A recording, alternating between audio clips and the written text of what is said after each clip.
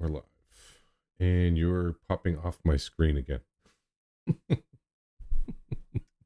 What? Every session, your camera is like up, down, left, right, always. It's without fail. It's without fail. Touched. Anyway, what's going on, man? Not much. Not much at all. Actually, a lot today, but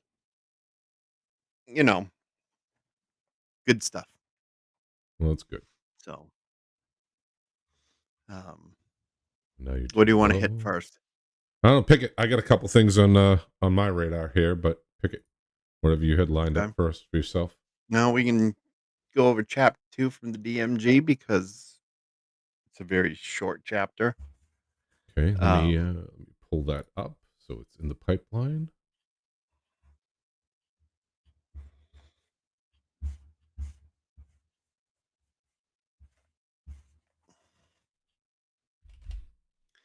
It's pretty much things that everybody knows anyways, Well, it's always good to have a refresher. Yeah. Yep. All right, chapter 2, running the game.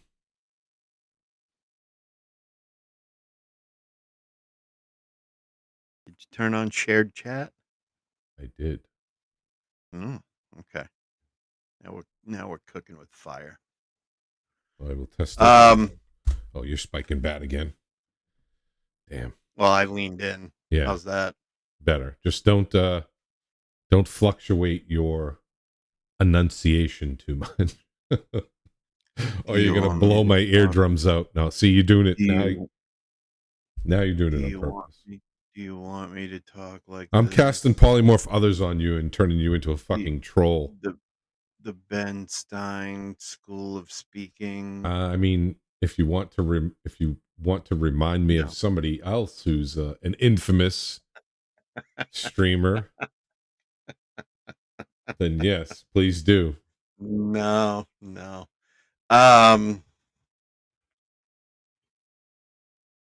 let's go over running the game. I like that picture of Venger. It is a pretty cool picture. It's a little although the face is too narrow. He's a bit gaunt in that photo, but yeah, a little bit. Yeah. We'll take it. At least in the 80s cartoon he had a little more meat on the bones. I mean, times might have been tough. So well, ever since he got, that last episode where he got turned back to his human self because the dungeon master was his dad. Yeah, you're even spiking in the red for me in OBS. Let me turn that down. Turn your gain, whatever gain setting. You don't need as much gain. You got too much gain, and it sounds like your thresholds are. How's that? You're soft again. Well, I turned it all the way down. All right, that's a little better. Is this good? That's good. Well, you're spiking the red again, but whatever. Just whatever. I'll send it. I don't want to blow your hearing aids out, Grandpa. I mean, that just did. Oh, Jesus. That's always something with this fucking guy. You're complaining about this, and then I'm gonna have 40 people in stream going, we can't hear you. Listen, you know how? So listen. There's a correlation there. Yeah, the correlation is 95.8% of the time I am dead balls accurate. Yeah. Oh, who was it that mentioned something about settings in for the haste and go? Yes. I did that on the stream. So everybody's telling me on the stream the mic is perfect. So maybe it's just I gotta match those settings here then.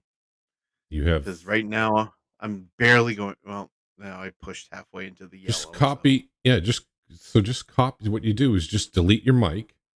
You're in OBS. You have a totally different mic setting. Just go over to your DDO profile, copy the mic, and then paste it into this one, and then it'll copy all your settings and filters. Yeah, if I get to it. It literally takes 10 seconds. Well, I'm a busy man. So. Yeah, the busiest man I know doing absolutely nothing. Oh, I get it all done in the morning. Wake at 4:00 in the morning. Sure, let's get a fucking live cam feed of that, of you watching Nacho making brownies or something. Nope, I'm actually doing work. I'm getting with paid. your fucking your slippers on and your Hugh Hefner robe with the legit Playboy bunny emblem on the left lapel. Hey, keeping up appearances, All right. So we got Gaunt Venger looking into a crystal orb with Tiamat. Gaunt Venger, yes. Know your players, I guess. Knowing what they like and what they enjoy the most about the game is what I agree with. You're not going to get a table where everybody agrees, so let's get that right out of the way. I don't know about your table when you go to your game nights, but I know you got one.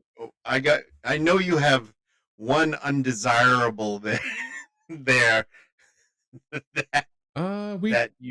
that may match that description, but I mean, pretty much we get along and we agree on like 99.5% of the things. There's not too much disagreements.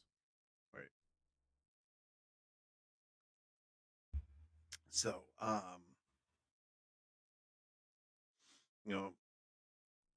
trick is to find balance with everybody and balance everything out, and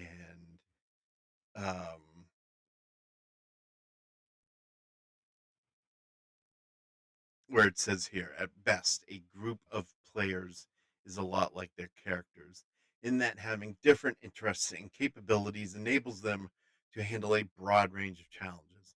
So, the trick is to find a balance so everyone can get some enjoyment out of each game session, even if certain encounters don't match their preferences. Not everything is going to be received, like everybody's.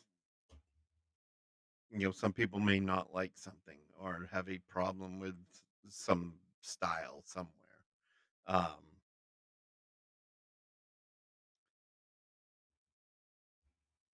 that's up, to the players and the DM.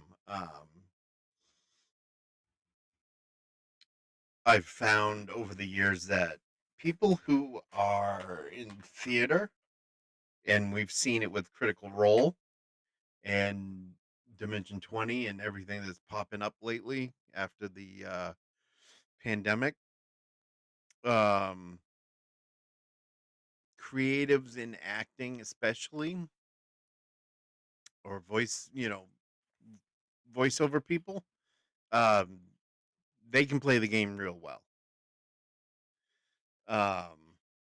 Until they get a table like you and I talk about this a lot. Critical Role is not for us because there's just too much laughing, too much. And I don't mean to say that in a way where I'm sounding like Grinch or get off my lawn, but um there's a lot of chaos. Yeah, there's definitely, for me, there's a lot of inflated like noise, right? There's a lot of like a lot of derailing. It's if you stay in, they have 6-hour streams. If you actually trim off all the fat to when they're actually in character saying something or taking actions, you're talking about a 2.5-hour stream, not 6. Right. Same with the podcast. I mean, I tried to listen to a season and I couldn't because it went from an hour to 2 hours to 4 hours to 6 hours. I was like, I just can't do it. Yeah. Too long. Yeah. So where episode 13? I thought we were on 14. We are on 14. I have not updated. I am Jesus. updating right now. First, your technical issues, and now, Oh, my. Uh-huh. um. So, anyways, uh, you know, I've found that people I've played with who have done the theater thing or some sort of, you know, whether it didn't have to be professional. They play the game really well, especially if they have a very vivid imagination.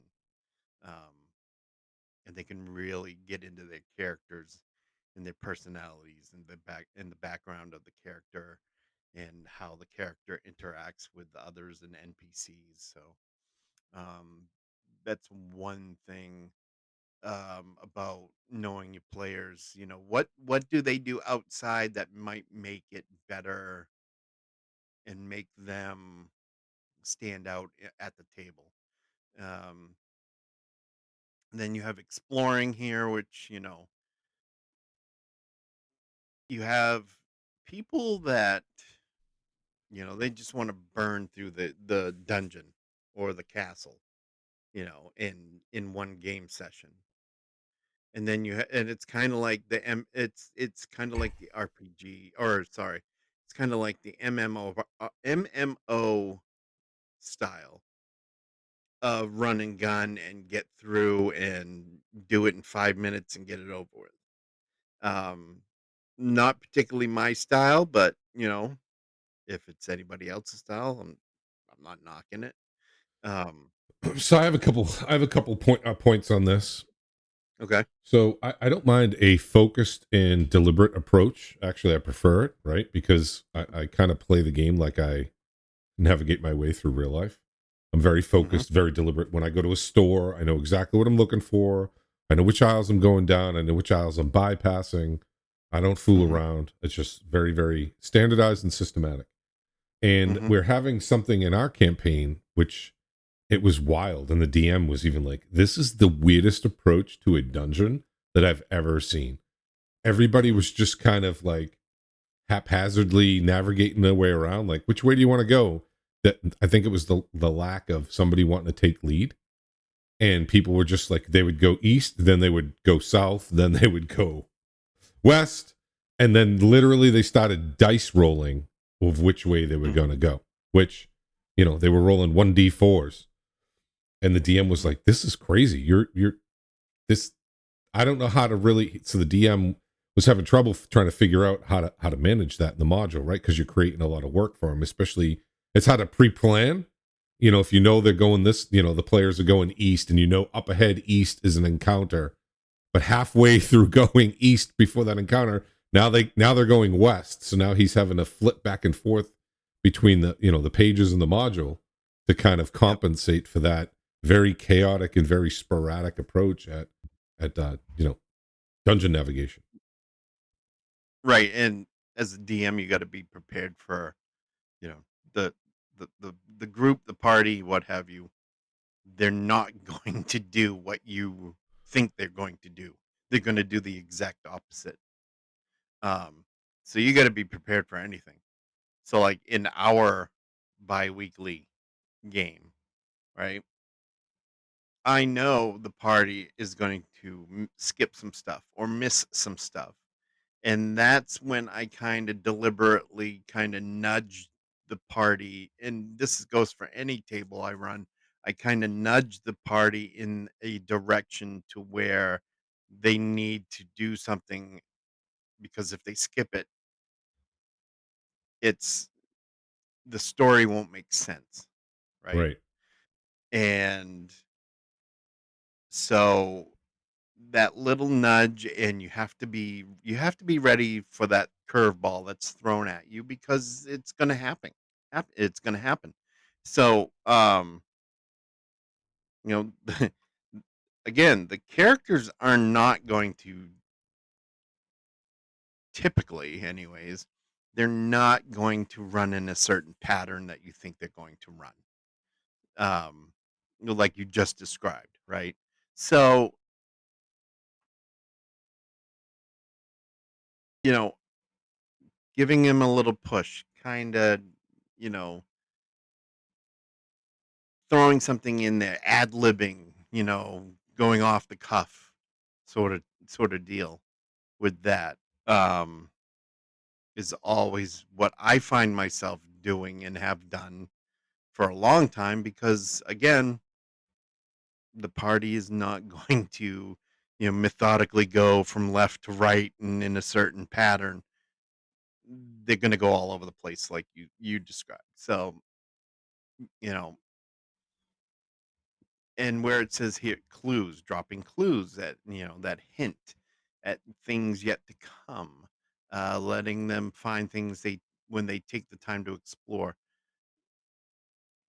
providing evocative descriptions of exciting environments using interesting maps and props is a real good one for if you're playing at a table, live play, and then giving monsters secrets for the players to uncover or cultural details for them to learn. I can even push that into, okay, you find uh somebody scratched an arrow into the wall or something to that effect, something that leads the players somewhere where they have to go. And then you have your player that wants to, you know they're they're tiptoeing on eggshells, right? We've They want to experienced. investigate every single 5 foot or 5 feet of the dungeon, which burns time fast. I don't know if you've run into that while playing. Yeah, well, I mean, I think we've also experienced. Well, you also have with the biweekly group, you have people that are inchworming the entire thing because they're afraid Mhm. of a trap going off every 10 seconds. It's like they just came off a campaign of two Maharas. So Well, you say that, but I can tell you that maybe one, two, three of them have probably never been in the Gary Gygax dungeon. yeah, Maybe four, actually, maybe more, maybe all of you. And of course, you and I joke around about this all the time with the Gygaxian Gambit, but I mean, it's traps all over the place, yeah. No, you I know? mean, I get it. I do. Yeah. I do So get it. there, you And, have that in the back of your mind, yeah. definitely. But at the same time, you're like, okay, at some point, not every place is going to have a trap. So, No, and this is so. I think a lot of that has to do with a lot of things have to do with the dungeon master paying attention, micromanaging the party, right? So in my I you know where I see dungeon masters fail a lot from playing and from watching is they fail to utilize passive perception. They hmm fail to use that a lot, right? I mean, think about we experience it in Dungeons and Dragons Online, the video game. When we're, when you're walking around, that's your passive perception when you see like the little trap symbol flash over your character's head. That's yep. basically a passive perception roll, and that's how I would approach it in pen and paper in a session is, hmm hey, something it's kind of like spidey sense, right? You just feel as something is off, or like Gandalf when they were in Moria. Oh, now I know it's that way, and hmm he's like, oh, he's remembered. He's like, no, the air just doesn't smell so foul. Simple little subtle hints. Hey, you're looking at, you have a two-way split. This one looks like there's a fine, thin layer of dust and cobwebs along the walls. And, it looks as though this pathway has not been traveled in quite some time. Or, the stone here looks more polished. It looks more worn. This path has obviously been used and recently. That from the dungeon master Right. can help guide, support, and direct the players without ruining anything. Oh, like, some lazy DMs. Oh, there's nothing that way. Like they'll literally get impatient and kind of, in my opinion, ruin the immersion because they don't know how to Yep. sell it. Yeah. No, I agree. So that takes the DM to a point where they have to kind of move the group along, Mm-hmm. figuring out, probably ad-libbing 99% of it.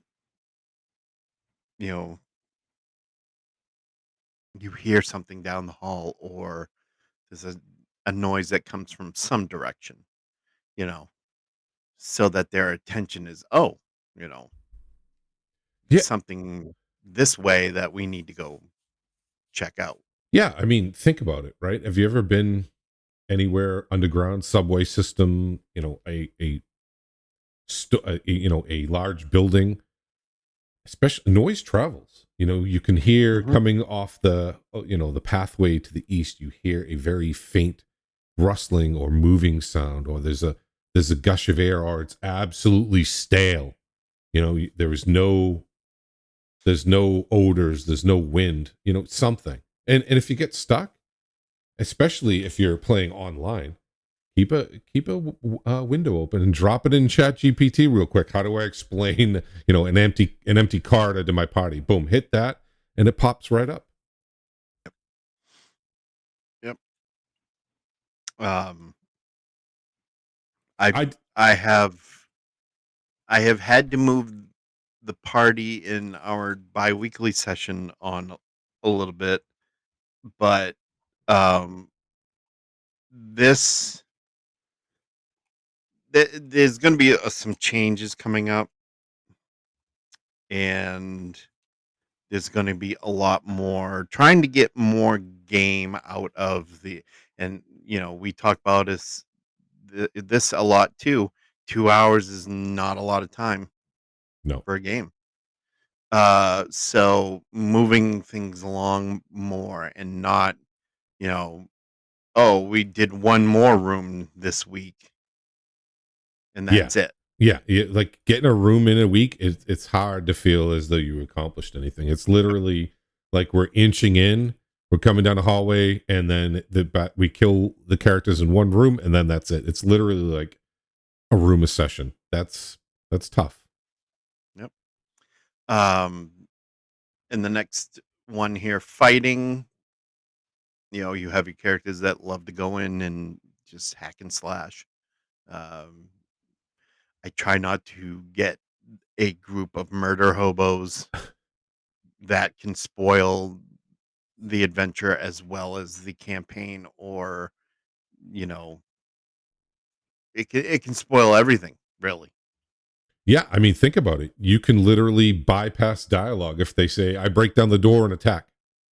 You could have had a whole dialogue plot line lined up. Hmm. I mean, I guess you could have the villains, say things while they're fighting. I mean, who's really going to do that? But, Right. I Yeah. mean, you can have that happen too. You have to prepare for those moments of derailment because it's going to happen. So you have those players that, like, right where it says here, they thrive in situations that can be best resolved in combat, favoring bold action over negotiation or investigation.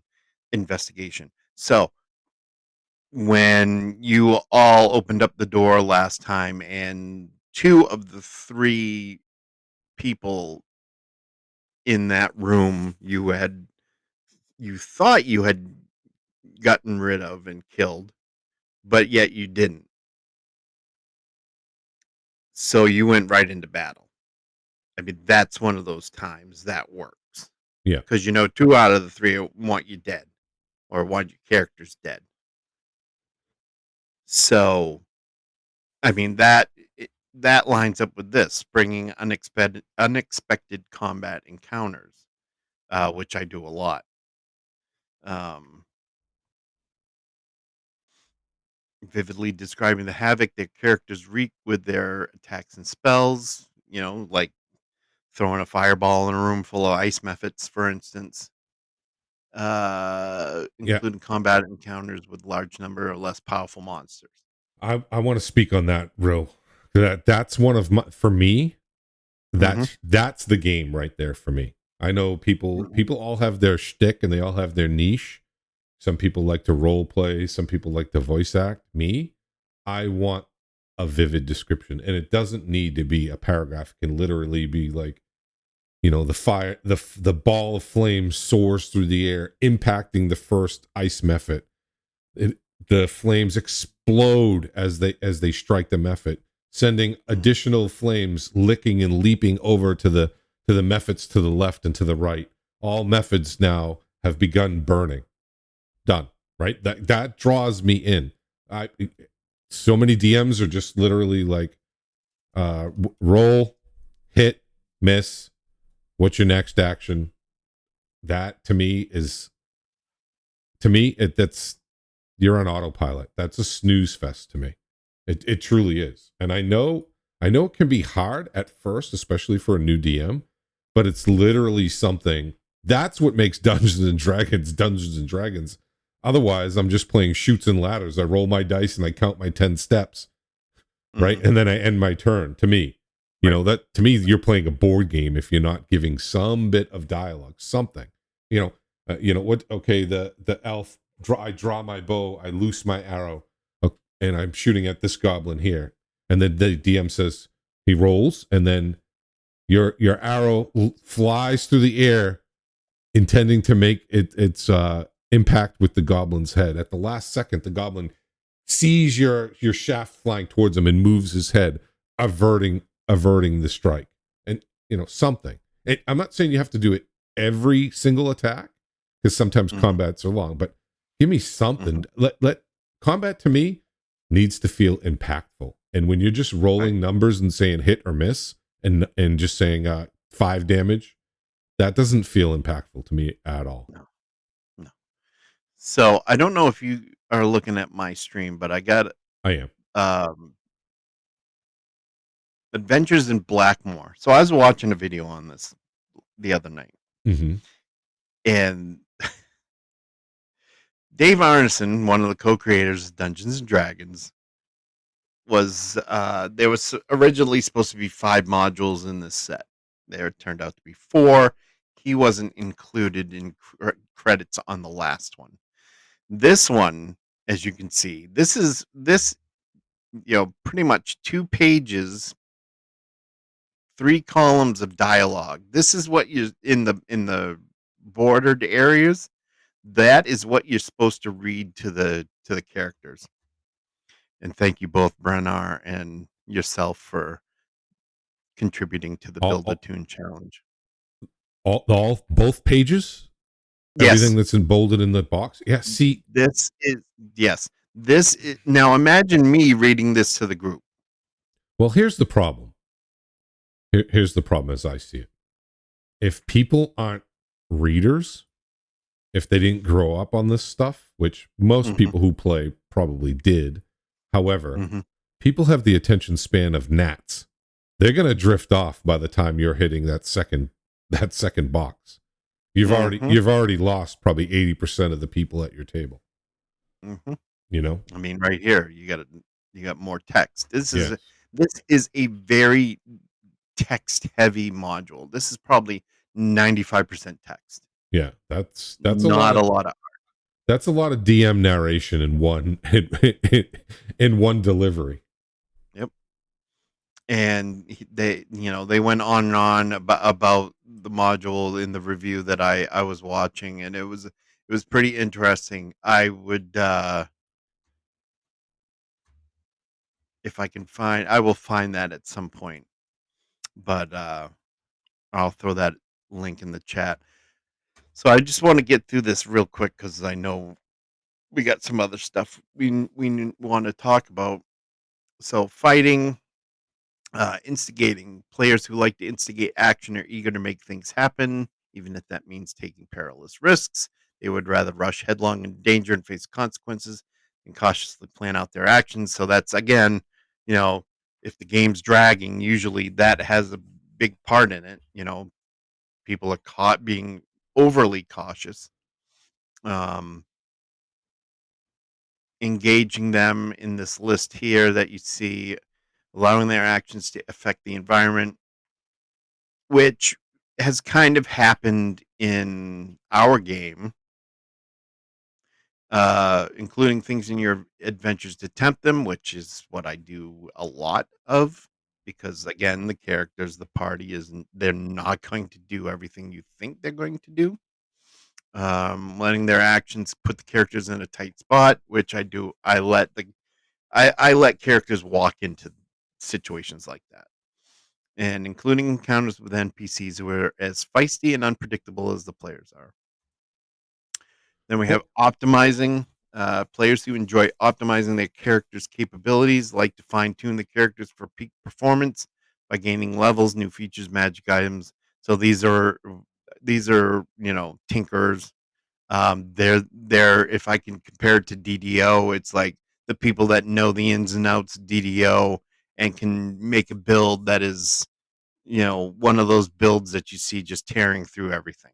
Well, we have, so this is interesting because we have a conundrum that's come up in our in-person game. I'll let you continue with this block, and then I'll bring it up because it's exactly on one of these points right here called optimism. Mm-hmm. So using desired magic items as adventure hooks and rewards, which is what this campaign that we've been in and I've been running was basically the plot line. Including encounters that let them leverage their character's most potent abilities, and providing quantifiable rewards like experience points for non-combat encounters, which I always reward when playing. And I've not played or DM'd a game that used what's it called? Not experience, but the other one. I'm blanking on the word. Milestone. Yeah, I was gonna say milestone. Yeah. So I do this all the time. You did something above and beyond. You get some experience, and there's other rewards that go along with that, but that's for a different time because that's in a later chapter in the DMG. So that is that block. What do you got? So the problem that we're running into is somebody is min-maxing a character and they know the game in and out. But what So they're metagaming. Yeah, they're definitely metagame. Exactly, nostalgia Steve, I agree. So what they have done is they've built their character in such a fashion that their AC is ridiculously high. I think their AC is like 28. They're playing a monk. Their AC is 28. They also have a magic item that the first time they enter into combat with somebody, the person who attacks them gets disadvantage. So they effectively have a 32 AC, right? Mm-hmm. The second person with the closest AC to that character is me, the paladin, with a 19. So now you have a problem where this character is never getting hit. And then the DM has been buffing the monsters. But when you buff the monsters, now everybody else in your party is getting wrecked. How do you fix that? Right? I had some ideas of what I would do, but you can't just raise the ceiling on the monsters, because then everybody else with those lower armor classes you're never not going to get hit. You're always going to get hit by that boss that you gave a plus 10 to hit. To me, that's not the fix. No, the fix is probably bringing that person with the monk aside and saying, listen, you know the game and the ins and outs of the game, but we're not metagaming here. I'd be flat out, perfectly blunt and honest with them and saying, stop metagaming. It's literally causing there's a power disparity between the all the rest of the party and that one player. And they'll either end up in the game dissolving, or that person being kicked out. It's a real problem, and like we actually Yeah. discussed this, and the DM was like, I didn't know it was a thing. We were like, well, it's not. It hasn't really been a thing until we hit level 5, and now it's that character starting to pull away, right? Starting to pull away from the rest of the herd. Mm-hmm. Yeah, exactly. Or oh look, the boss whips out a wand of force missiles, Yep. and or magic missile at 9th level. You just got hit with 14 magic missiles. Nice. You have to do something because it's not fair to the rest of the party. And to me, Or yeah, that's where I or go ahead. I was just gonna say, or you have a 4th level character with a deck of many things that's pulling cards that are beneficial to that character. Yeah, right. But that's where balance comes into play, and it's nice to let people do what they want, but you also have to be cognizant of that and kind of be aware that I'm not going to say people are breaking the rules because they're definitely not, but you have to be aware of, hey, this player is getting a little bit stronger than the rest of the party. Yeah. Yeah. That magic item that gave you disadvantage every time you get attacked. Somebody stole it from you when you were asleep. Mm-hmm. You don't Yep. have that anymore. Yep. Because, I mean, that's significant, right? You're talking about a 10 AC difference. That's huge. Yeah. Yeah, it is. So moving on, problem solving. I kind of equate this part to the DDO experience, where DDO uses a lot of puzzles, which I think when you involve puzzles in D&D in the tabletop game, that can make it more immersive as well. So, engage those players by including puzzles and tricky situations that require logic and critical thinking, basically. Yeah. Um, I mean, there are players that love that stuff, right? There are mhm. people that love DDO specifically for that. But the only other thing, though, too, is you don't want to get to a puzzle that's too complex where there's only literally one way to solve it and it just bogs everything down and now your party's stuck. Right. Yeah. Socializing. Many groups include players who come to the game primarily because they enjoy the social event, want to spend time with their friends, not because they're especially invested in any actual part of the game. That is, I would rather have people involved in the game instead of a critical role type situation.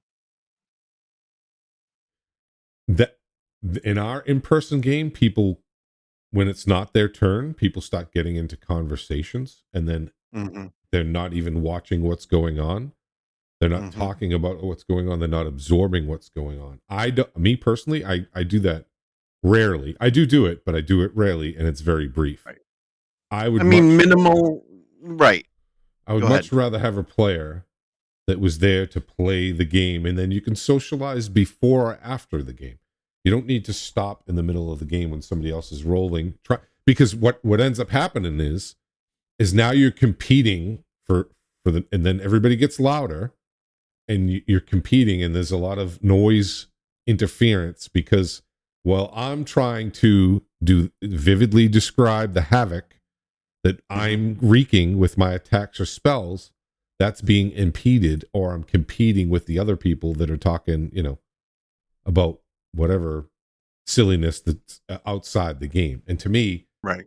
I want to listen to your descriptions, right? And it will make you a better player, it will make me a better player if we all, I look at it as a shared story, right? We're collectively navigating through this material together. Yep. Um, this is a good end to this. As a rule, don't try to force these players to be more involved than they want to be. If you force a player to do something they don't want to do, you're probably going to lose that player. I would probably make it a rule at the table to keep the socializing down to a minimum, or if you're going to do it by text or whatever. I would just actually, I wouldn't say do it by text. I would want the players to be invested in the game. And if they're not, I mean, for me anyways, that's I can handle people having some side chatter. I'm not, you know, throwing down the iron fist and saying nobody can talk while playing, but um I would No, just like to know that the players are somewhat invested in it. And y- yes, yeah, but have your notifications turned off. Exactly. yeah, I don't mind that either. What I'm talking about is literally when you're competing with the other players that are socializing, where Hmm. I'm trying to tell my story and give it some dialogue, and they're basically impeding that delivery, right? And then it Right. becomes I'm now competing with them, and they get louder because they're trying to overtalk me as I'm describing to the DM or whoever else is listening. To me, that's problematic. Again, I'm there to play. Yeah, socialization is part of playing the game, sure, but I am there for a specific purpose, and that specific purpose is to play Dungeons and Dragons. We can socialize after. We can take in 20, 30 minutes before to socialize. To catch up on the other stuff that's not Dungeons and Dragons. But at the end of the day, I want to play Dungeons and Dragons, and I want to hear No. dialogue. I want to hear descriptions. If I'm not getting, that's why I left multiple other tables, because I wasn't getting any of that, and I wasn't getting what I wanted out of that. You Hmm. know, Right. so And then we have storytelling. Players who love storytelling want to contribute to a narrative. They like when their characters are heavily involved in an unfolding story. Engage those characters by, making sure encounters advance the story, or making sure the characters' actions steer future events, or anything on this list here, including plot elements that call back decisions that the adventurers made earlier. Um, Involving the characters in the story is I think important as well. Then it moves on to group size. Um, I prefer anywhere from 5 to 7, but I mean I don't know how many do you have in your group? 5, Of course, the cat wants to go out. Um, 5. Okay, 5. that's probably the minimum.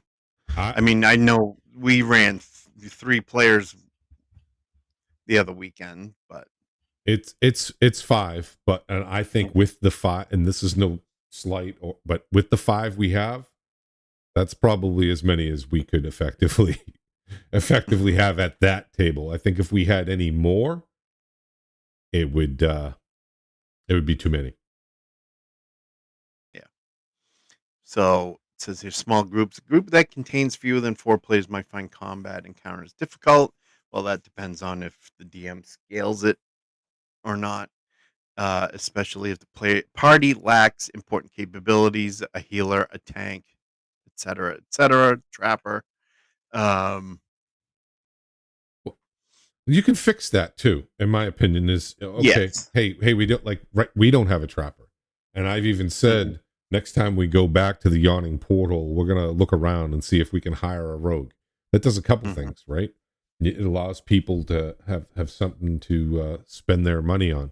Because some people are amassing quite a lot of wealth and not really spending it on stuff, and you can use that as kind of a currency sink to, hey, you got to pay this hireling to come with you. I mean, it's an adventuring world. If you're going to go into a dungeon that you think is going to be dangerous, laden with traps, it would probably be a good idea to bring a trapper. And then either the DM could play the trapper, which because it's easy, that he's not going to really do much, or a player could say, "Hey, I'll take care of playing that player too." Right? He's not going to have dialogue. He's just going to be kind of like a kind of like a hireling in DDO, the quiet bot that just is there to help pick out traps and stuff. Right. That's how you fix that. Yeah. Um, you can have the DM controlled adventurer, which I have done, but it's exhausting, especially when you're dealing with D&D Beyond. Um, so I don't like doing the DM controlled adventurer, and it's just one more thing on the DM's plate that can overwhelm a DM, and I've been overwhelmed before. Um, I don't, you know, I've seen many people do it. I can't do it. I don't want to do it. It's exhausting. So, I try to encourage all the players to be able to, get to or play the game, you know. If they can't, they can't. If they can, great. So there's that. You have NPC party members, which again, uh, if it's a if it's one of the players running an NPC party member, or if it's in the next one here, players with multiple characters, that's fine. If somebody can run two characters, that's fine with me. Go for it. Yeah. If we're really hard up for players. I run two, and some of the harder stuff that we have, we all kind of run two. It's not tough. What I would do myself as a DM to kind of, like you say, not be task saturated is, okay, the rogue you hired doesn't speak. He lost his tongue adventuring. It was ripped out. He can only give, signs, and then that just eliminates the whole need for him to talk. And then he just goes about doing his thing. You point, look for a trap, and then he just DM rolls the trap, and either success or failure. And it will streamline a lot of the other stuff that might be needed for the DM to control, kind of streamline it. Then it goes into large groups. Structured turns, which is always good. You got a party leader, which is again another good idea in a large group. Large being, for me, would be 7 to 9, and I don't think I'd ever run anything over 7 players, because I don't think you'll ever get all the players at a table at one time. I mean, if you do, great. That's why you got to charge them $5,000 a head and play in a castle in England. Yeah. I got to get on that act. You do. Speeding up combat, which is always something that, smaller or large parties, if the game's dragging, speed up the combat. Yeah, a little trick I learned from one of the players was roll your attacks and your damage simultaneously. That way there's no delay, right? It's just literally got my die 20. My damage is going to do 2d10. Roll the 2d10s with the die 20. Boom. I tell you, here's my hit. And then when he says, the DM doesn't even need to say roll the damage. And I did, 11 points of damage. That's where it's also incumbent on the players to kind of know their job, right? That would be in my session 0. Hey, here's my expectations of you as players. I want combat to feel fast and engaging. I don't want to be bogged down. So can we try this, right? Let's try it. Yep. Let's get these rolls happening simultaneously. It'll speed it up for you. It'll speed up for me. And then it becomes second nature. Yep. Be generous with information. That's a slippery slope, but if you can be generous with your information that doesn't affect or alter your work as a DM, then go for it. Help players keep up. I've had to do that a lot. I think most DMs have. Make initiative obvious, so make sure everybody knows the order, so nobody's there's not a long pause and just saying, "Oh, whose turn is it? Is it your turn? No, I thought it was your turn." No, you need it. You need an initiative tracker. You need it. What we do And it doesn't even have to be big budget. What my DM does is on his DM screen, he has these. I forget where he said he bought them, whether they were on Amazon or something, but they're they're about this long, 10 inches long, 3 inches wide, and they're basically a tiny character sheet. He hangs that. It has the name, has the player name, and like has a thing for an image, and then he hangs that on his DM screen, one for all of us. So he has all our stats, all our to hits, all our skills right in front of him, and then he just puts up like little post-its. I mean, very low budget, right? He's using like post-it Yep. notes. But we all know, and everybody's good at that. Hasn't been anybody yet. Oh, is it my turn? Everybody knows. That's the one thing I will say, because some groups, oh, what? Especially like Steve was saying, you get people, that was what it was with my other in-person group, as people were just buried in their phones like this the whole time. They didn't even know what was going on. Yep. And then roll handfuls of dice. Encourage players to roll the dice for their attack rolls and their damage. You roll, there you go. Just like you mentioned, you mentioned earlier. Yep. Absent players. So, I don't know how you've handled when you've DM'd absent players, but I treat every session like somebody's not going to make it. Well, yes. So that's been happening more and more recently so we're supposed to be meeting at 6, right? And we always allow a buffer for like a half hour. So we meet up at 6, some people straggle in, and we're supposed to be starting at like 6:30. The other day, somebody didn't show up till like 7:40. So we were literally sitting around for almost 2 hours. I even said, hey, you guys want to text them and find out if they're coming? Because, we're coming up on 2 hours that I've been sitting here literally doing nothing. We were doing nothing. And I'm like, I'll come 2 hours later. I can do some stuff. And my thing is, yeah, I get it. You don't want players to miss out, but players are always going to miss out. You have to pivot. And hey, they were stuck back at the campsite fixing their armor. They were knocking out some dings, or they were sewing up their breeches because they got ripped. Their party's going to continue on, right? And then let them catch up in progress, right? Hey, even if because especially half the time you are going slow, like we talked about. One session in a room in the other game. Does it really matter if somebody comes in halfway through? You haven't even gone that far. I would, if I was the DM, I would continue to march. I'd be like, hey, if you're not here by this time, this is our hard start.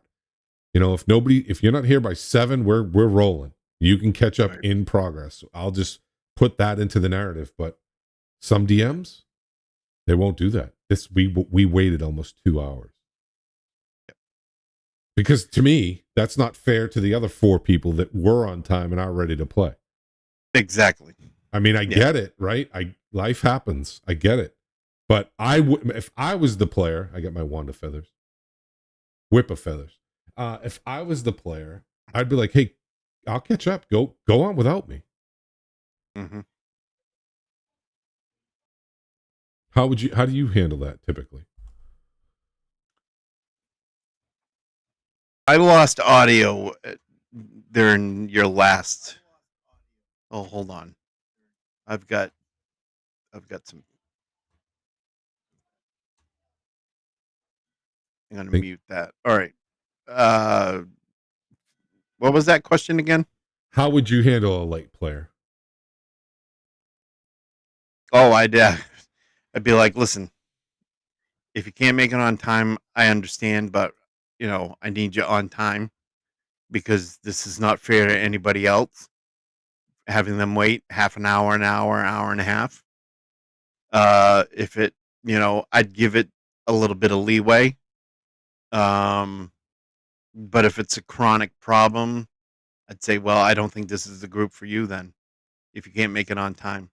Well, for me, right? Like we're playing at my place where I live, the community room, right? We're playing there. But we used to play at the game store, and it was $10 a session. Now imagine waiting for somebody for an hour and 45 minutes when I just paid $10 to play. Right? Like, time is money, bro. I mean, it's different, but even at the same time, we're here. We've blocked off 4 hours and we've gotten an hour and a half of gameplay in. Yeah. You know. Yeah. So it says, when one of your players is absent, what do you do with that player character? We've done this a lot. The party in our Saturday game has the bag of holding, and characters have gone into the bag of holding. Fade the character into the background. The character stayed back at camp. That's exactly what I just said about repairing the armor, right? I mean, Jesus, I should have wrote this book. But yeah. I mean, anybody could. I know. Really. I know. But yeah, that's what I would do. The character's just not there. Narrative contrivance. Decide the characters elsewhere while the rest of the party, so that kind of fits into what we were just talking about. Substitute the player. I mean, you can substitute the player with another character that maybe somebody else wants to run, or if another DM wants to run that, that's totally a viable option. I just don't give the character or the player that's not there any experience because they weren't there. Period. And I want to quickly backtrack to what Steve said. If someone was late and didn't call me, it's a wrap. No call, no show. I mean, yeah, exactly. It's exactly what I've had 2 people do that on me, and it's like, listen, recently, these 2 people did it recently, and that's when I'm like, I need to know if you're going to be there. If you're not going to be there, to have the common courtesy to let me know so I can, prepare for that. And if you can't do that, then I guess, we need to go our separate ways. You don't need to be at the table. So I've brought up, me personally, how I used to do it when I was a kid is we would literally, if somebody couldn't be there, somebody else would play the character. But what they would do is they would very passively play it. They wouldn't really do anything that's going to, affect the character's individual storyline or, play it in a way that would have lasting effects. They would just literally, they be there as, a cell sword, swinging a weapon or giving heals when needed. I mean, that's easy to do. But some people, like the group we have, they don't want to do that. I've even brought that up. I'm like, well, if they're going to be late, right? It's not a big deal. Play his character and just drag him along. And if they need to do something, they do something, right? Like, I wouldn't care. I would just be like, hey, don't play how I play my character. Don't play him any other way. Mm-hmm. Don't have him. Don't make me an oath breaker now because you're, lopping off heads of nice townsfolk. Right. And then we're going to incorporate new players, which I've had to do a ton of in this campaign that I'm running. There's always a way to include a new player into the game, and I've done that. I would say pretty successfully. Okay. I've used actually a couple of these. Sole survivor of an ill-fated group of adventurers or a rescued prisoner. The long lost friend thing I haven't used, but if you can weave a new player into the adventure of the campaign, there's always some way to do it. You can tie it into an item that one of the characters is carrying, or something like that. Yeah, I mean, you did that with me. I joined your campaign late, right? Remember, I was taken prisoner and wrapped up into a rug and in a room, and then Yep. And then special guest stars. I mean, yeah, you haven't Jeremy Crawford's going to show up at one of our Discord sessions, right? I don't know about. He's going to have more free time on his hands now, so maybe. I mean, well, yeah. Multiple DMs. I have tried that. I can't do it. I would. It went good, but I don't want it. I wouldn't do it again.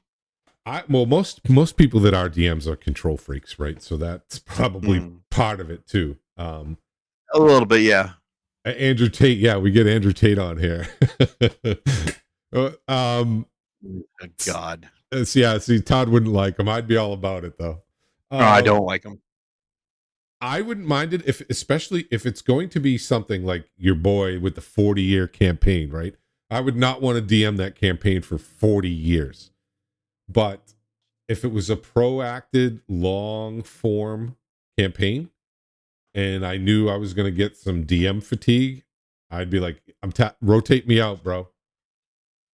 Rotate me out, and you can DM for a little bit too, because then it kind of breathes a little bit of freshness into it, especially if you're going into a new area or a new zone, and kind of because the DMs you develop a kind of a delivery personality or persona, right? You're kind of delivering it the same way every time, where a new DM can kind of bring a fresh lens or a new coat of paint to the patina of the campaign. So, but again, it's all individual preference. Right. Either way could be fine. Depends Yeah. on the people. Multiple DMs, occasional breaks. I mean, yeah. I mean, giving one person a break so the other one can run it. I can see the benefit in that. Some groups, variety series, some groups don't want a long campaign with sweeping plot lines. They prefer short, unconnected adventures. So we're talking about our one-off groups, people, which is fine. Um, Concurrent campaigns. You and the other DMs in your group can take turns running adventures for a few weeks or months at a time with your campaign on hold during another DM's turn. That kind of disrupts the flow for me in a campaign I would be running, but that may work for other people. A shared world, which you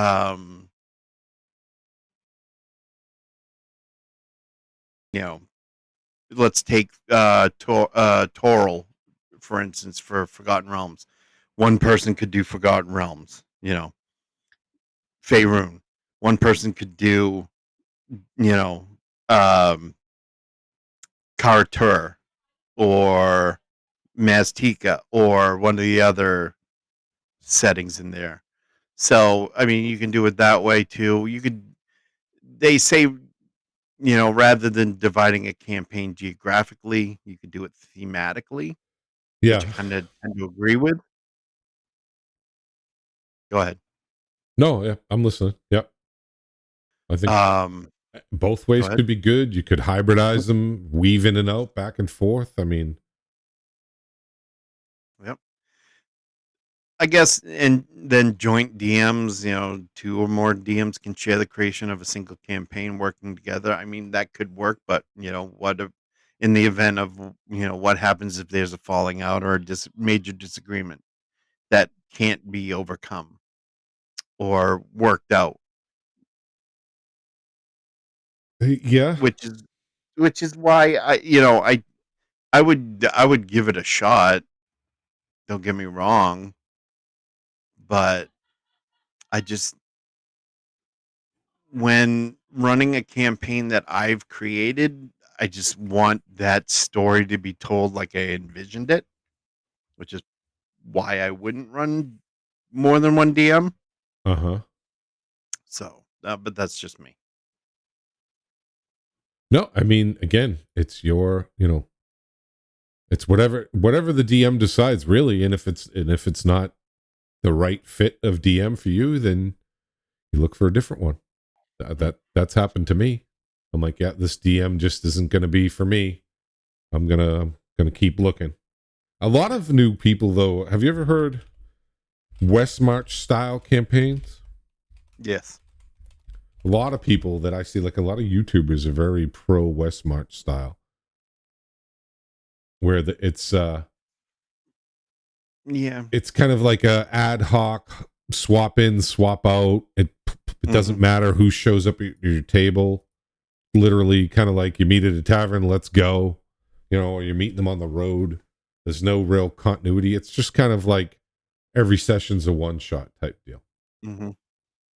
I mean, multiple DMs can work. Don't get me wrong. I'm not knocking it by any means. I just don't prefer to play that way. But, should I be out, and everybody wants to play, okay, well, I'll hand it off to somebody that I know that could run it for the day, perhaps. Yeah.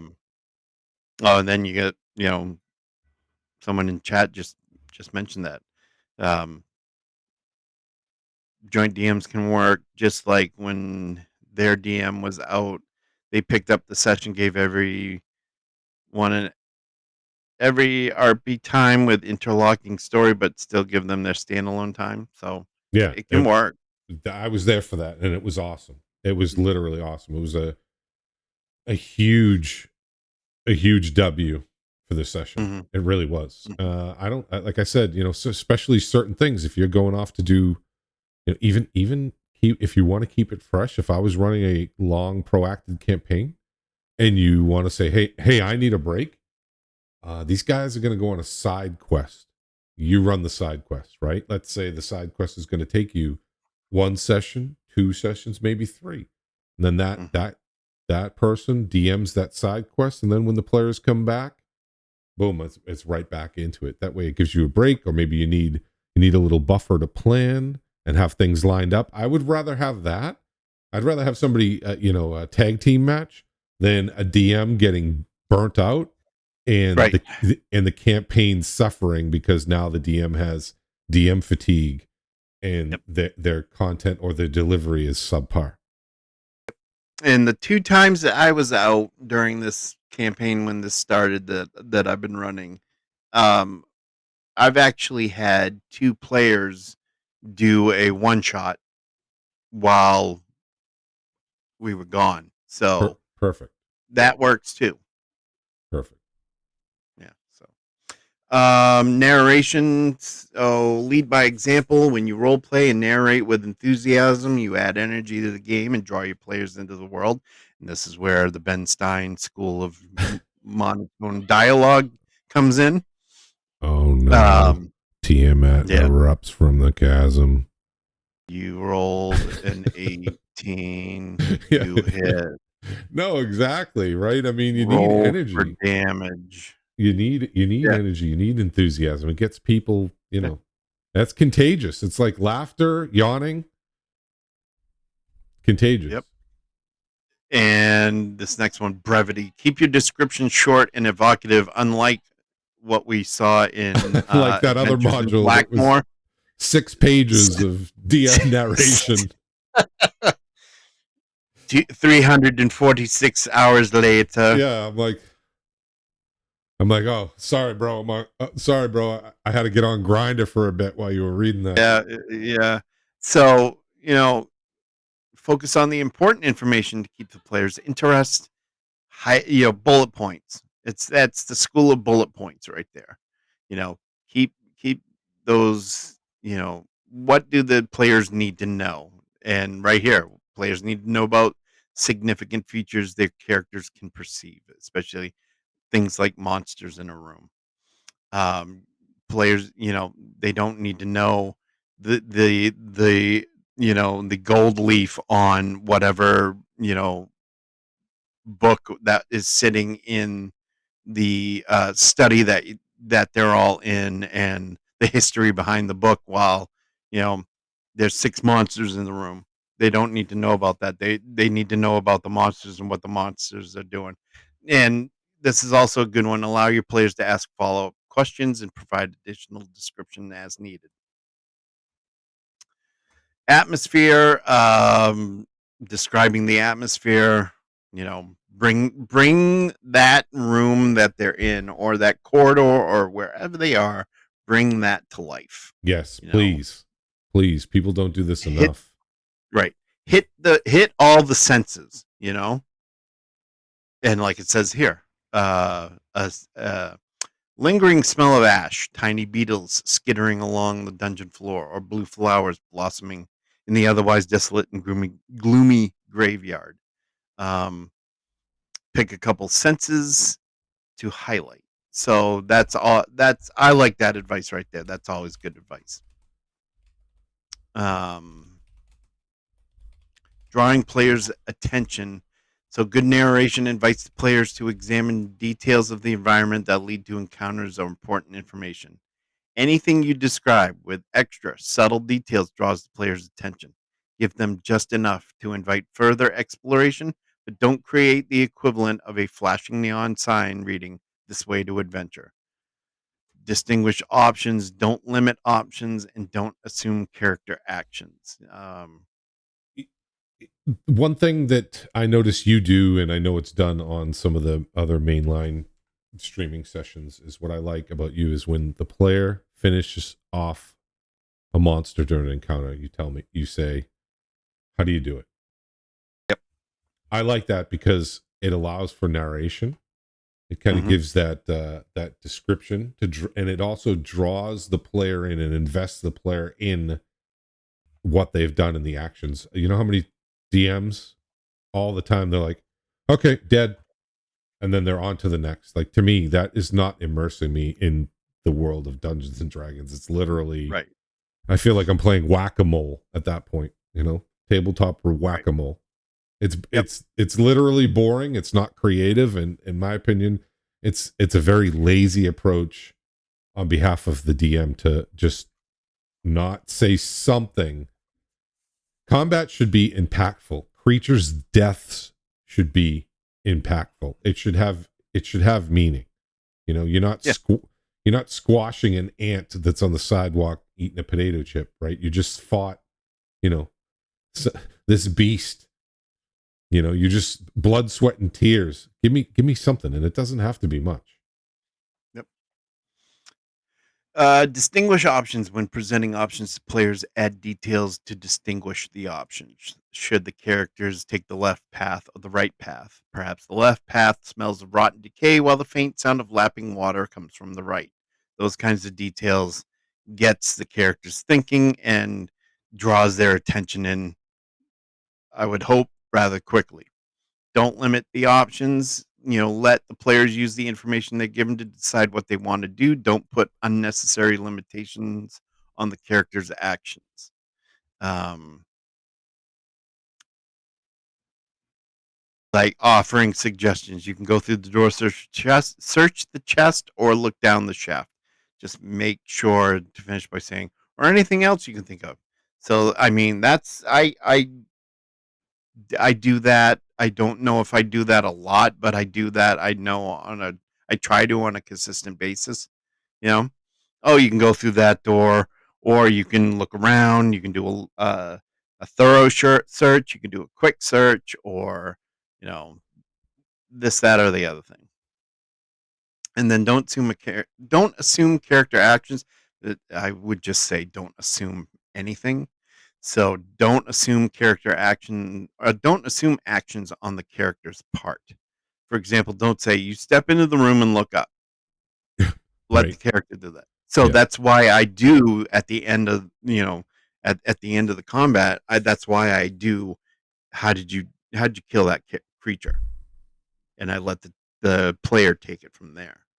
I want them to give me the action of how they killed that creature, because that just brings people in and it gets attention from the other players, and especially the player that's doing the describing. I think we've seen that in the murderous in Yeah, our I was just going to say that game. with the murderess, the energy by her descriptions, the energy that she brings to the table is phenomenal. It's palpable.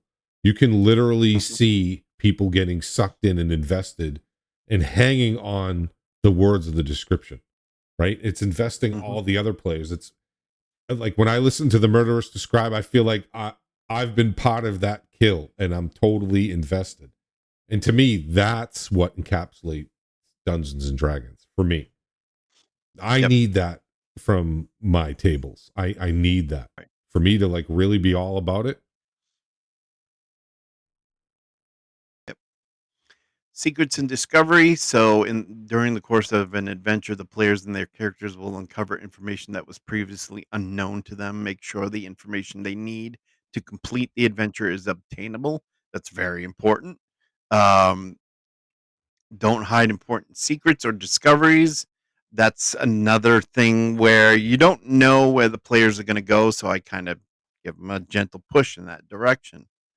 If they're not, if it's obvious that they're not going to go that way, I kind of lead them that way, right? Mm-hmm. Um, giving information to one player. So if you need to pull a player aside, or you need to send them a direct message, a private message, or what have you, do it. They may, you may have a character that, okay, I gotta tell this particular player that they've been poisoned, and they need to just suddenly drop to the ground and try to entice the other players to start freaking out about why the player has dropped for whatever reason. That's just an excuse or an example. Yes. Resolving outcomes. So the D20 test. I don't know. This is new. This is new lingo as far as D&D goes. And this is not going to load for whatever reason in this browser. It's not loading for me either. It's literally just spinning. Yeah, there you go. So this is back end. Another epic WotC fucking failure again. Yeah, well, absolutely. The site is trash, but I won't go into why. So let's try to open this in a new tab. Another epic WotC failure. Oh, of course, it's not going to load in the new tab. Why would it do that? It's probably not even. It's probably just dead ended. It's probably not even coded properly. I'm sure. Anyways, is the D20 test warranted? Basically, what a D20 test is, it's you just roll the stupid D20. As far as I remember, although it would help if this actually worked. I mean, I can. Well, no, I can't because it's in the other room. Anyways, is a D20 test warranted? If the task is trivial or impossible, I don't have players roll. Opening a door. I mean, if you want to do something extravagant like trying to drop kick a door, or kick it down, or what have you, yes, you're gonna have to roll a D20. Other than that, opening a door, I'm not gonna make you roll a D20. Looking at it, No, any action that even a 4-year-old should be competent at completing, you shouldn't have anybody roll for that. Exactly. What kind of D20 test? You gotta, make sure that you're using an ability check if the player is trying to, or if the character is trying to do something, or if they're reactive, like it says here, if the character is reactively trying to avoid or resist something, use a saving throw, basically. Which ability does it use? What's the DC? It's these are the things that the DMs should know. How to when to apply advantage and disadvantage is another good one. You got to know when to do that. So, and then I mean, we're close to an hour and a half in, so I just want to quickly go through, just the top level stuff here.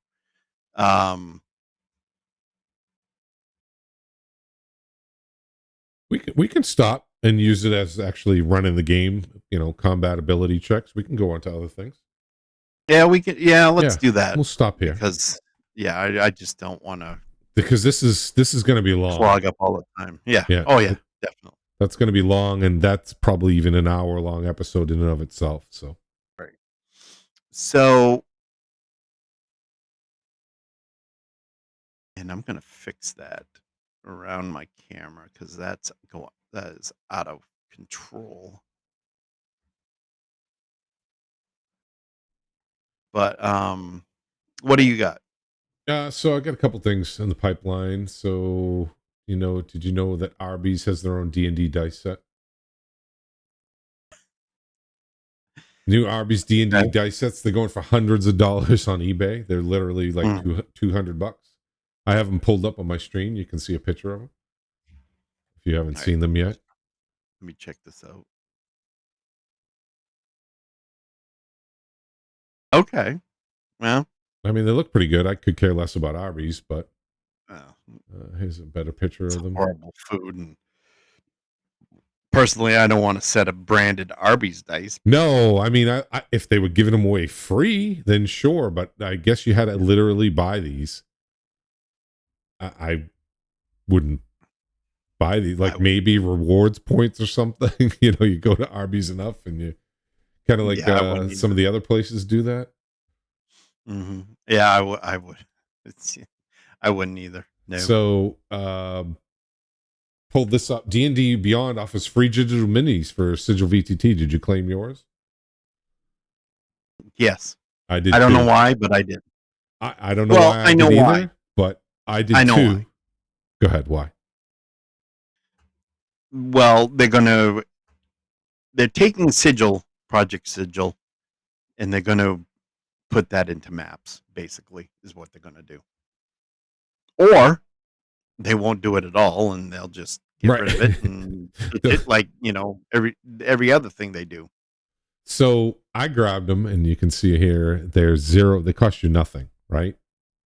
But Mhm. it just, I was laughing when I saw this because it's exactly what I had predicted was they're going to microtransaction. You're going to buy Yeah. miniature sets digitally. They think, people are going to have, 400 miniature set digitally, cost them hundreds of Mhm. dollars. I knew that that's where Sigil was headed as soon as I saw it. And a lot of people are complaining about that. A lot of people that what you have there on your screen right now. Why do I have to go in and give you my credit card information again when you already have it? Just buy something that's free. Why do I have to do that? That is unnecessarily insane. Yep. Making people doing that. Just throw it in somebody's account. Period. That's how I look at it anyway. Exactly. I just had to change my screen before I doxed myself again. And my credit card Well, information up there. you're famous for doing that. So might as well So yeah, I keep. knew that that's where Sigil was headed, and it's a shame because Tailspire, you can get thousands of miniatures absolutely free. The community puts them Mhm. out there for people just to download. I mean, Yep. again, it's a shame that Sigil didn't come to full realization, but at the same time, it's probably for the best because Well, they that kicked it off too late. That should have been done 10 years ago. it should, yeah. I mean, it should have been done when like Roll20 did it, Foundry did it. If they can put it out, you should be the pioneers of that. Not these Mhm. other indie. I mean, Tailspire has 3 people that work on Tailspire, and Tailspire was already neck and neck with Sigil. I mean, yeah, Sigil had a lot of better features, but still, for three people developing it, Mhm. come on. Yeah. Um. Couple things in the headlines that I had. Yeah. I'm up on this D&D Fanatics, all D&D 5e books complete list updated. So there's more books coming out, but director Jeremy Crawford also leaving Wizards of the Coast. They're screwed at this point. Well, Maybe. the article that I read said that there was nobody in the pipeline to take over, which tells me that even though the article said that this was planned, it tells me it's not planned, because a company that big with those key positions, you can't not have somebody in those key positions. They left for a reason. They had to have left for a And reason. I can Especially and I one can person saying, "Hey, I'm good," but two, no. I can tell you well, I'm not gonna come off that cocky. I can tell you what I think is the reason, and that is the Hasbro CEO, who is a complete buffoon and hasn't gamed a day or a minute in his life. That's why. Probably. I would A guy probably. that's a guy that wants to steer the ship, but has no experience doing so. He's like the little kid in the car. Oh, Dad, let me drive. Let me drive. Let me drive. New And that's oh, too sorry, go bad. ahead. Go ahead. I was just saying that's too bad that they've lost those two people who have been in the industry for ages. Okay. Um, the guy is a complete and utter. I could probably have a better conversation about gaming with a potato rather than that guy. He's absolutely clueless and out of touch. He reminds me of Lorraine Williams, but Lorraine Williams back in the day actually contributed something, and that was she contributed to the process of what they put out for D&D stuff during her reign of evil. Um, she didn't like gamers at all. She didn't like D&D at all. Yeah, it makes sense that you would head up a company that's what they specialize in then, right? Exactly. But Exactly. so for me, two guys like that leaving at the same time, that basically speaks volumes for larger problems. And it's And you not definitely not going to be good for the IP. no, no. Um, I'm trying to find Dragon's that video. Delves. Did you see this? Dragon's Delves anthology. I did. Yes. Over the past few months, Wizards of the Coast offered more information look like, including official Dragon's Delves. What is this? Oh, here we go. What is Dragon's Delves? 10 short adventures designed for characters levels 1 to 12. Each adventure centered around a specific type of chromatic metallic dragon. And like other recent D&D 5e anthologies can run individually as one-shots and linked together as part of a larger campaign. 3 adventures can also run as solo. 3 of the adventures can also be run as a solo or one-player experience. Interesting. I mean, that's good too, right? Different.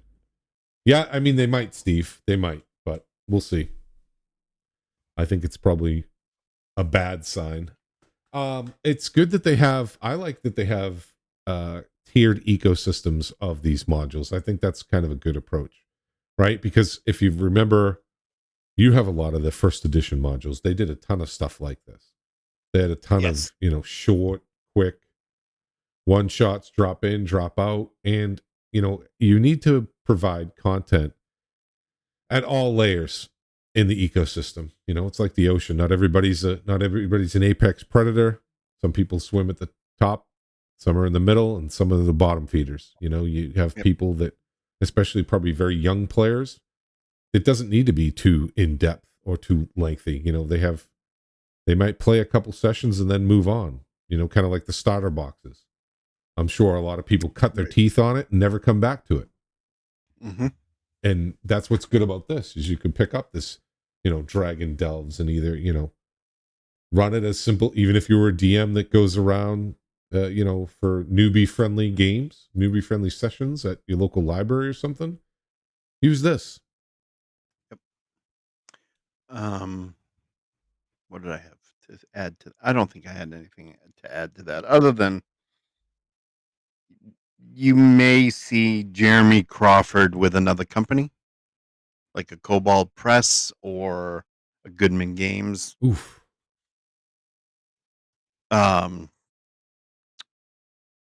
So but go ahead. this is going to retail at $49.95. The print and digital bundle retails for $95. Discounted to $59.95 is the US pre-order, so for $10 more. So this is just the classic inflation FOMO bullshit where they're just trying to push you to pre-order. That's all that is. Because everything on there for and their digital bundles is only like $10 more anyway. Mm-hmm.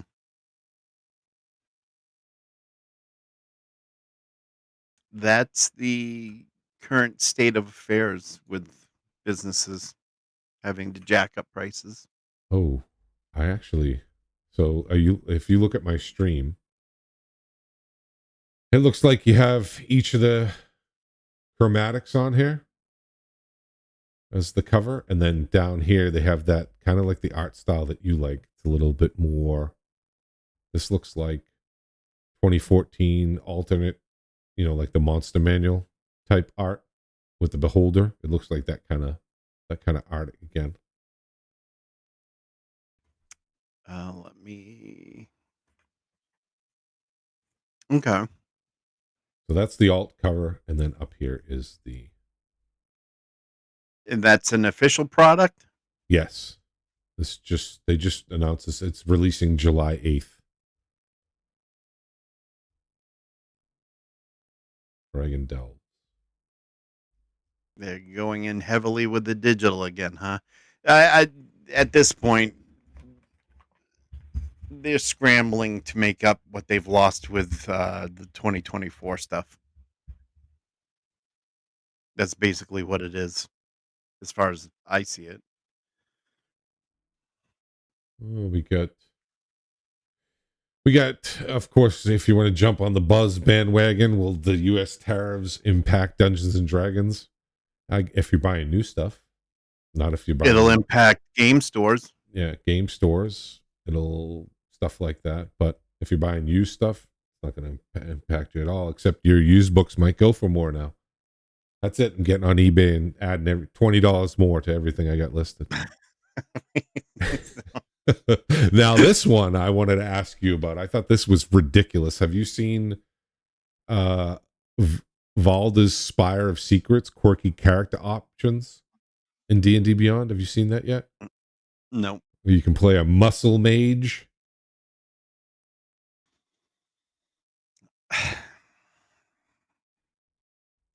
Third-party content.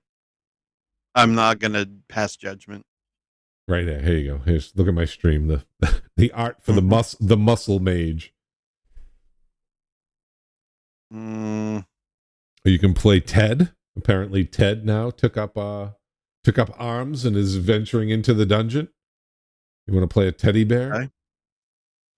Not my table. Not my D&D. Well, that's a sign of weakness at your table. I mean, you're not wrong. All right, let's see. Watch this on YouTube. Let's see real quick. Oh, it's 9 minutes. Yeah. All right, let's see what they say. Got Timu Techno Viking on the right.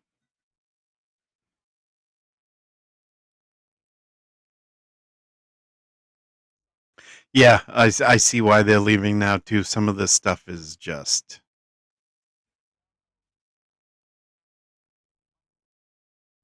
they're scrambling to make up what they lost with the 2024 core rulebooks and all the stuff behind that. Oh.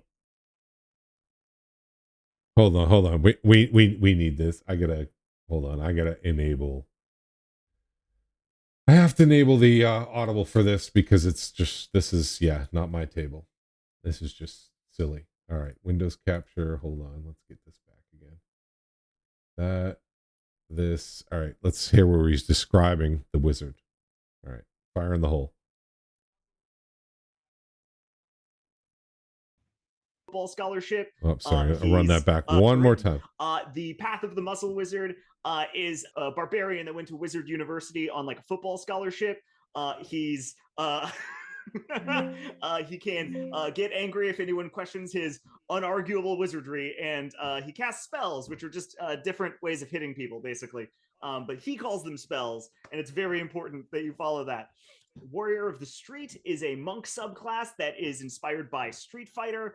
So you get to do combos and like knock people into the air, and it has all of that like sort of like fighting game kind of mechanics. I've heard enough. Built into the monk class. Yeah, Yeah. I have too. So what it seems like they're definitely trying to attract, the anime consumer, in my opinion, right? The kids that watch anime, which I mean, I guess, look, they have to try new things, right? You have to try to appeal to a new and different audience. It might not be my slice of the cake. It might not be yours.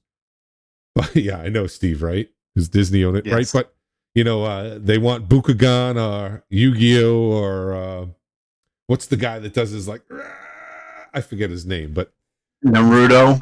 yeah. They're trying to attract those types of players, which is fine. I get it, right? They want probably the people that do the card game audience too, and that's fine. That's just a piece of source material.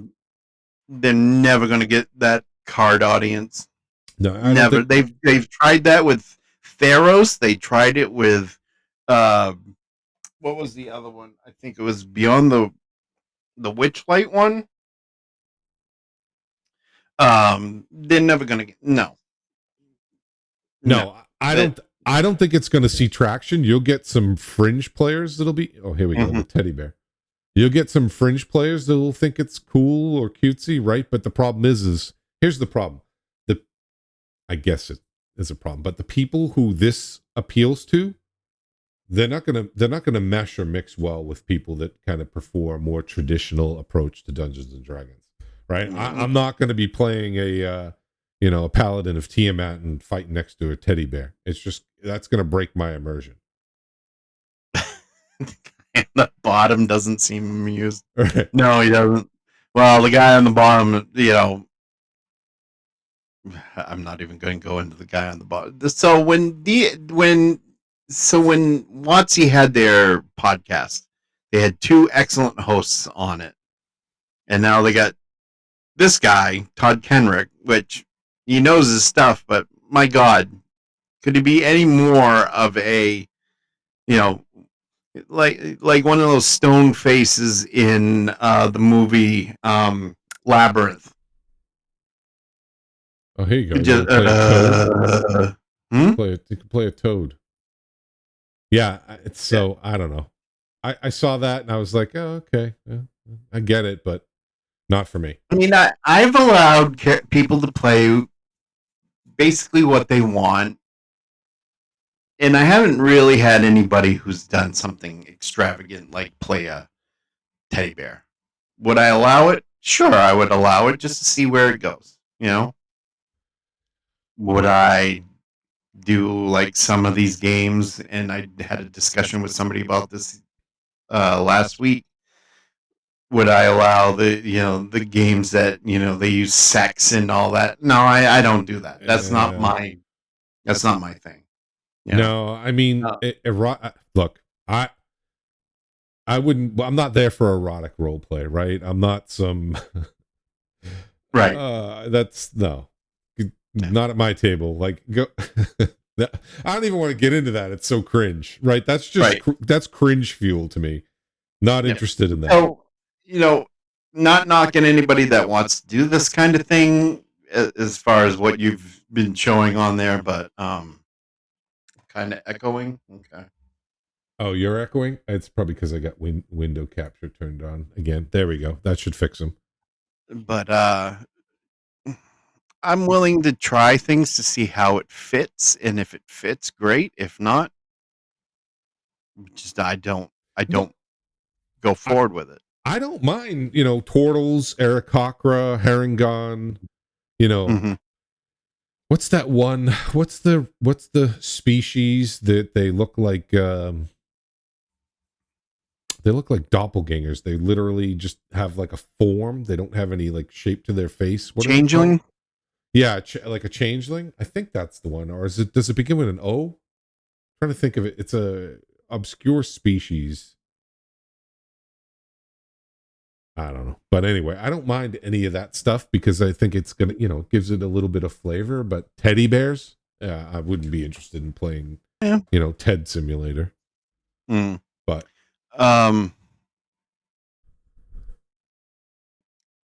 yeah, like I said, I'd be willing to try it, and if it fit, it fit. If not,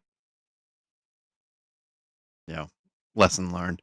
New novel from R.A. Salvatore, Finest Edge of Twilight. Follow the adventures of Drizz's daughter Breezy. Oh, here we go. The epic saga continues. I mean, I loved his books as a young person. I don't know if I guarantee you these books will be more geared for a modern audience, so I'd drop off. But God bless them, and that's what they need to do. If you remember how many books came out in the 90s into the early 2000s, tons and tons of how many? There's like 200 Dragonlance novels. Hell, I just gifted you 26 the other day. I'm not going to read them. Of course you're not. But it doesn't matter. It's the thought that counts. I read a book and I'm done with it. This guy. That's how I operate. You can't please him. And another one, actress and actual play star Angela Bihiamani has just released new adventure on D&D Beyond entitled Malady of Mirath. No, Mirach. Minarach. I'm butchering that. What is this? The Malady of Minarach. What is it about? An adventure for 3 to 4 5-level characters can be completed in 2 to 3 sessions. Story takes place in a remote town, has come under the influence of a mysterious plague and quickly spreading. The only person who can cure the sickness is the daughter of the local temple healer. Unfortunately, she's been kidnapped. Okay. Who is she? Oh. I don't recognize her. I recognize Ginny D, but I don't recognize her. Okay. Always good. More. It's always good to see more independent stuff because other people like that stuff. And the Sirac statue, he's only $399.99. Well, only $400. I'll take 10. Yes. Chris Perkins. Chris Perkins has left the building. It said it was long him and Jeremy Crawford apparently within 4 days of each other left. But it was all planned. All planned. This is part of the passing of the torch. It was planned maybe by Crawford and Perkins, but it wasn't. Oh, okay. So, all right. I was being grossly obnoxious by saying it was $399.99. It's $75. Definitely a nice Sirac statue, though. When you said $400, it seemed feasible. Yeah, it's believable. I know. Have you ever been on the WizKids website? Yeah. That's a lot of detail, though. That's very nice. So, I did want to say with the Crawford Perkins exit that if they don't so James Wyatt and the other guy is now standing in. James Wyatt, if you take a look at his resume, it's impressive. It is super impressive. If they don't elevate him, I mean, we're not going to see D&D go away. Not like, the guy in the vest on YouTube who likes to clickbait the hell out of everything now. Professor DM? Professor DM for dumbass. This is a family friendly show. We don't disparage. I just did. The guy's total. Okay, and we're gonna cut to commercial. He's a knobhead, and I hope he's watching. Ladies and gentlemen,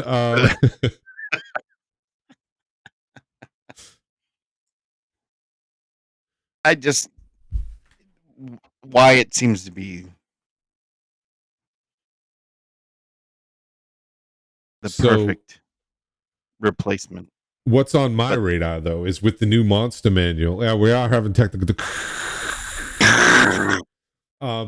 What's on my radar though is WizKids are putting out new minis to cover the launch of the new monster manual, which is good because some of the art on this looks really cool. Like this is like so they can break 6 seconds after they're pulled out of the box. Well, yeah, but this is like a 1E troll. They're kind of going retro with a lot of their stuff too, like with the 50th anniversary edition minis. What they'll do is they'll give you like 2 minis from 5E and they'll give you 2 minis from 1E.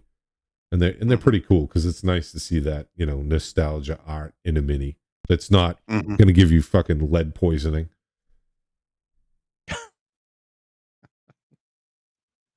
GoBots back in the day.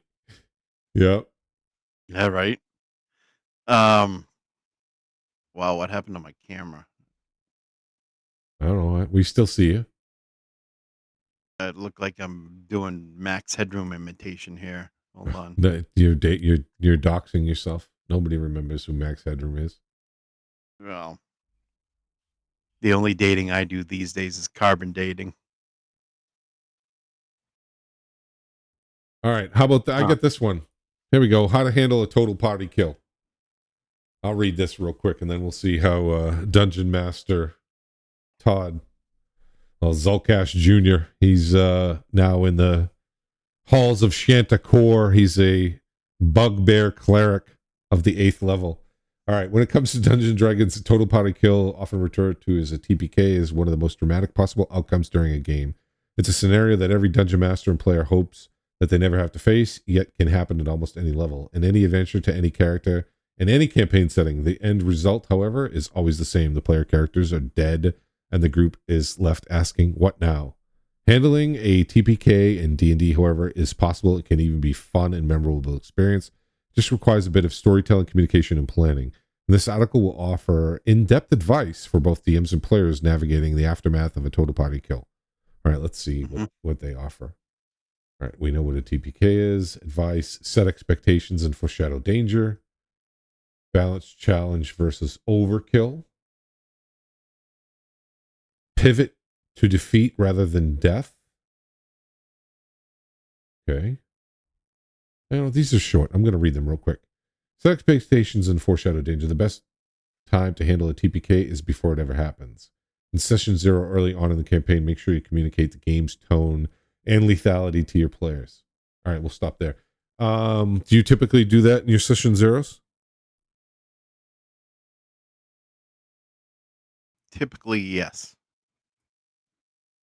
Yeah, I mean, I would too, right? I would say, hey, listen, don't expect me to pull punches. This world is going to be deadly and challenging. Just like you're going to be deadly and challenging as a player. The monsters are going to parallel your knowledge, skills, and abilities too. I'm not going to play them like it's a total steamroll, right? Like you're a trash mob out in the Vale of Twilight. Sometimes in a session 0, I would tell the players, there will be times where you'll have to be thinking, and if you're bleeding all your resources, you guys are down on your spell slots, and you should probably retreat, then you should probably retreat or withdraw. Right. Yeah. And I think that comes into like balance versus overkill too. I mean, I think some DMs can be a little too overly punishing, and then some don't have enough danger either. Pivot to death rather than defeat. Losing a battle doesn't always have to mean the character death. Instead, think about other options that occur in the wake of defeat. A vampire lord, for example, might drain and turn an unconscious player into a vampire. A band of thieves might capture the players instead of executing them. This DM approach turns a potential TPK into a new plot twist. In fact, many published adventures include notes for DMs on non-lethal consequences when players lose a fight. When designing encounters, always think about what might happen if the players lose battle. This can help a potential TPK into a setback that opens up to new gameplay possibilities. I like that. I wouldn't do it all the time, but I do like that.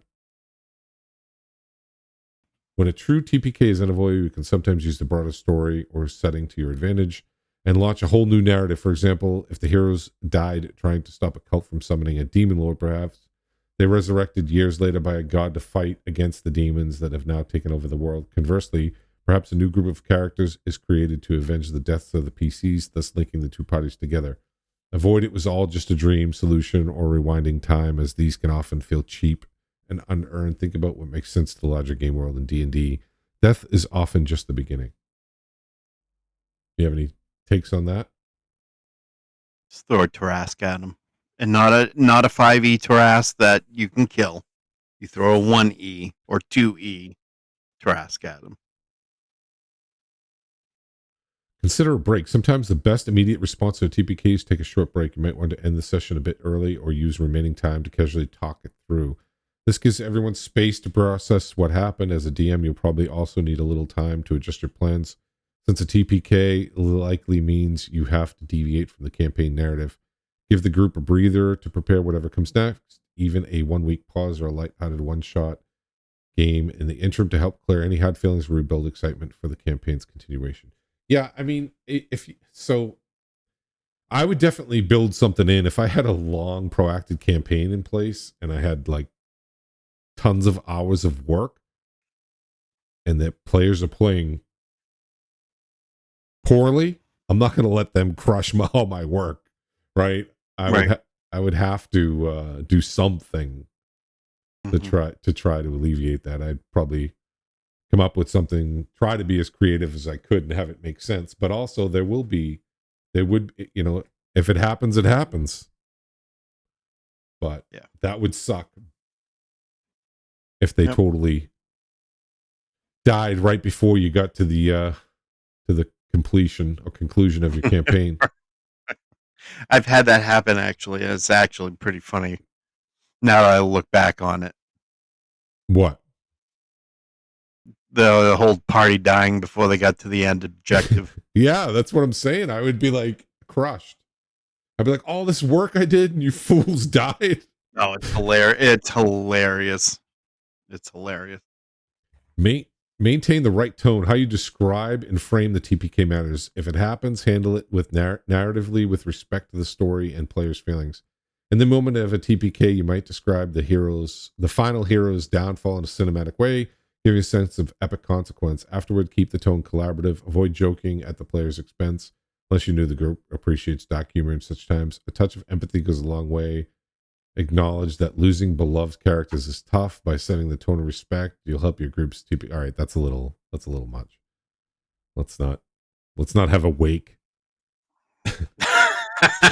I mean, you're not wrong. You don't need to send everybody to EAP or come on.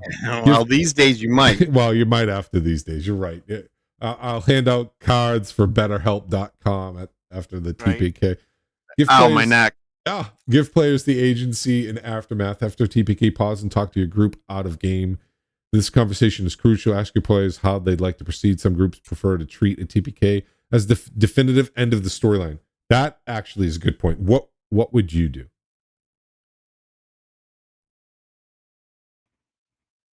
In the aftermath? Yeah, so TPK has occurred. All the players are dead. What would you do? How do you handle that?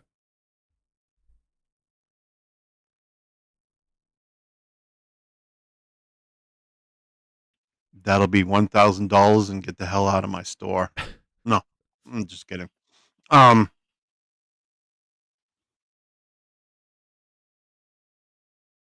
mean, there's a number of ways you can handle it, but I think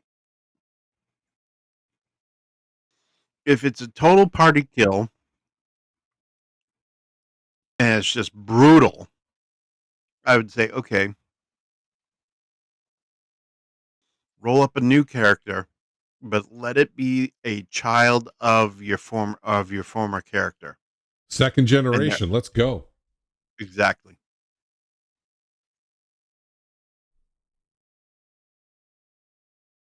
And what you could do too, you could also do is, look, this character left a journal, right? A diary, left all their notes from adventuring. You could have that pop into it. There's other ways. You could have, a cleric or a priest divine the spirit where he recounts his tales and where he went wrong. I mean, there are ways that you could go around it. A long lost sibling. Leave the total party kill as a cliffhanger. Come back in the next session and say, something like, a group of clerics find your bodies, or something to the effect of the characters being raised. Yeah, but totally change one major thing about the character that the player has to say, oh, now I got to take it from this angle. This is going to be different. Yeah, now you're missing a leg. Yep. Or your alignment has changed drastically. It's the complete opposite of what you were before. So they're saying debrief and learn. A TPK can be a learning experience for everyone, including you as the dungeon master. Very much so. After session, do a debrief. Examine what led to the TPK. What was the encounter far tougher than you anticipated? Did the dice roll exceptionally bad for the players? Did the party make tactical mistakes or overlook warnings? That's probably more often than not, it's the party making tactical mistakes or overlooking warnings. This isn't about blaming anyone, but about learning if the TPK resulted from your miscalculation. Think about how you might approach the encounter differently. On the other hand, if the players took an ill-advised risk, like charging the dragon when they were warned of its might, a TPK might be expensive but effective teacher about cautious play. Either way, take those lessons forward to improve as a DM. I agree. So I think a lot of times the players, it's the MMOification of playing the tabletop role-playing game. I think they always feel as though once they've entered into combat, they can never break combat. But literally, we just had something like this just happen with my group where we're all fighting. One player went off to attack a monster that was like 60 feet away. That player went down from an explosion down to 0 hit points. I had broken off and started moving to them, and I ended up using channel divinity on my paladin to basically get them back up. But it was like one of those things like, hey, we probably want to start rethinking more tactically, and we can have party synergy if we kind of stay together versus people kind of doing their own thing. But you want players, and I as a DM would encourage players like, hey, you have to work together. Not everybody's the main. You can't let everybody have main character syndrome, or that's where you run into problems. The best example of that main character syndrome is the original cast member that got kicked off of Critical Role. Lasted 27 episodes into the first season and just not only metagaming, but main character syndrome. Plus a bunch of other things.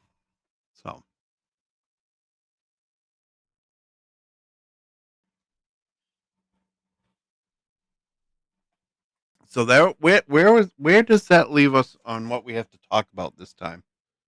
I am good there. I just had a bunch of those articles that I wanted to cover, so the rest of the floor is yours. And no plugs for your Dungeons and Grifting. No plugs. What? What do you mean by that? I'm being funny. I have a few projects that I've shown you in the works. Mm-hmm. You talking about like your first edition homebrew? You like yeah. Yep. I have those modules I'm making. Actually, it's just the one, and I'm gonna test the waters and see what happens, and if it goes good, I'm gonna keep on doing it. If not, yeah, we'll try and pivot somewhere else.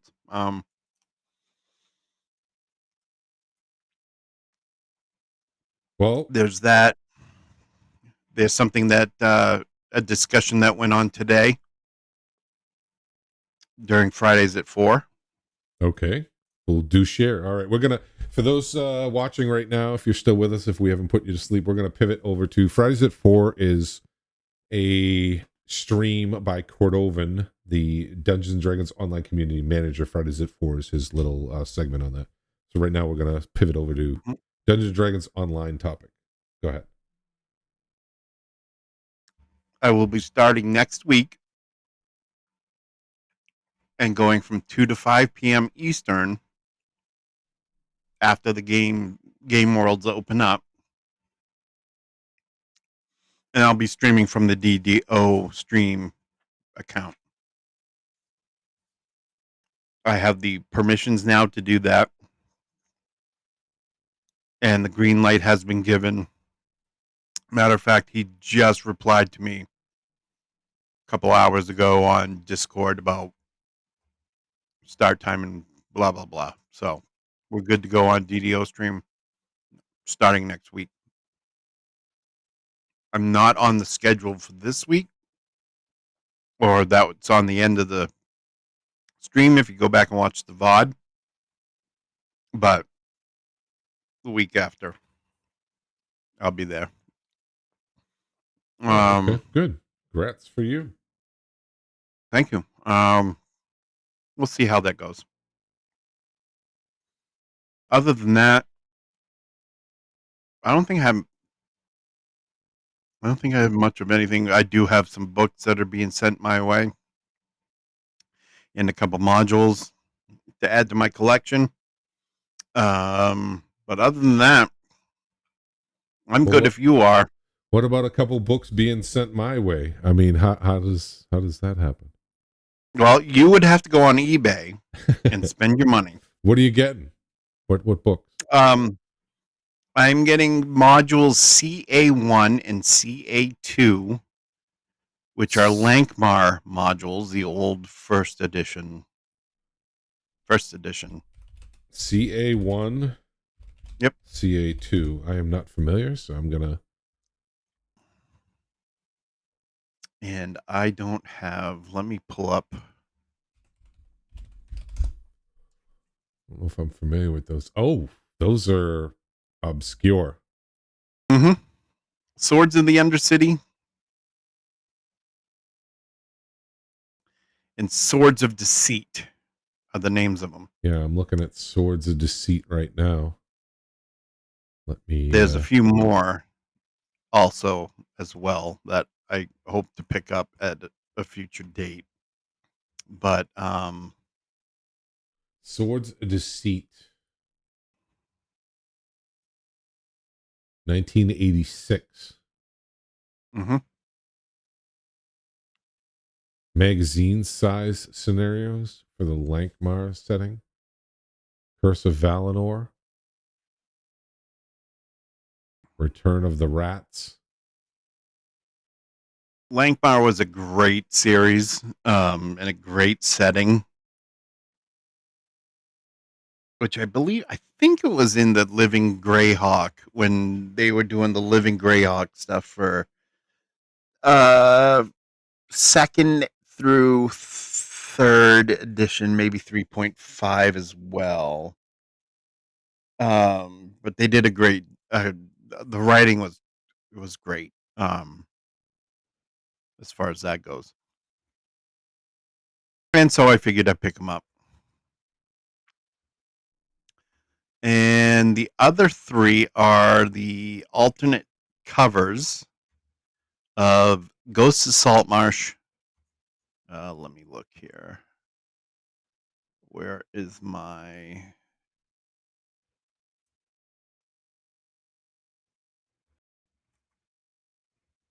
Okay. Ghosts of Saltmarsh alternate cover. The Eberron Rising from the Last War alternate cover. And Mythic Odysseys of Theros alternate covers. Oh, you're talking about 5e stuff? Yeah. Oh, okay. Yep. Let me see. Which Eberron? I'm not sure if I know what the Eberron, because I have no, I don't have Eberron. Oh, okay. Okay. So there's an airship and then the city. Mm-hmm. It looks kind of like the artwork looks a little bit like throwback artwork, really. Mm-hmm. Good looking art. Yeah, no, it's cool art for I sure. like it.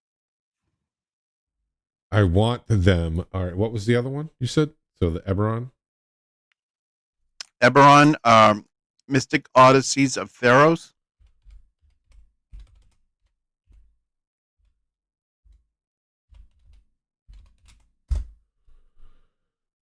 Let's see. Oh, that's nice.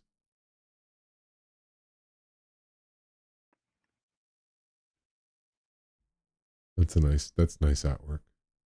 I like that artwork, Yeah, definitely. that one's cool. And what was the last one? The Ghosts of Saltmarsh.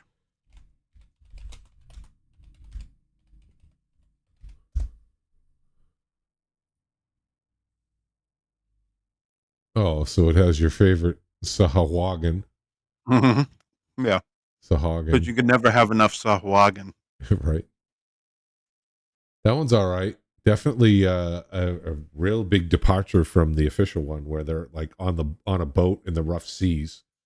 Mm-hmm. Definitely a departure from that. So You know, those are that, and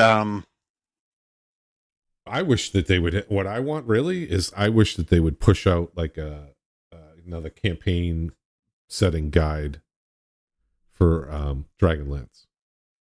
I believe they have something kind of like what I'm talking about with what's that one? It's like kind of a semi hybrid of a campaign setting with the book that I have, but it's not like a full fledged campaign setting. Because I love the world. you'll of never Kryn. see it. No, You'll you won't. never see it. But I love the Nope. world of Kryn. That was a question on the DDO Fridays at 4 stream. Oh, really? Yeah, If they're ever going to go to Kryn? because of the coffer of the Black Rose, Right. and somebody had asked about if that was a Dragonlance teaser, and no, you can't. You'll never get the rights or the permissions to do it. I think that bridge has been burnt, rebuilt 4 times, and Watsy's always screwed it up between them and I Tracy mean, Hickman money and Margaret White. money fixes all. They need to throw them enough money. I think they did, but there was just other things that they wanted, that Watsy wanted, that Hickman and Weiss weren't willing to give in, and I Right. don't blame them. And that's later on in the stream when that was mentioned. Do you know the timestamp? No. No. I'm scrubbing through his stream a little bit now. What is this? Tavern Tales. What's he got going on? Top villain? Oh, They're having a NCAA type top villain tournament.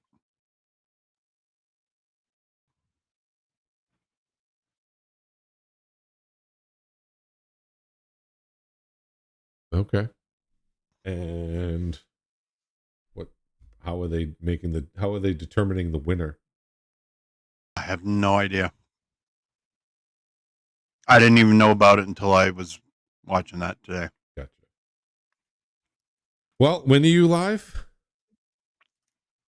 Next week. Next week? Did you get your 2 p.m. Eastern. 2 p.m.? Mm-hmm. You need to do 5 o'clock at Fridays at 5. Fridays at 5, following Fridays at 4. Yep. That's it. I'm taking that slot. Go for it. No, I'm kidding. I figured my time after the worlds reopen on a Wednesday would be perfect. Right. Oh, are you saying the worlds always go down every Wednesday? But they do. I They do know, maintenance being funny. on Wednesdays. Yeah. Nothing's would be wrong good. with the game, though. No. There's no lag on Hold you. on. Who am I?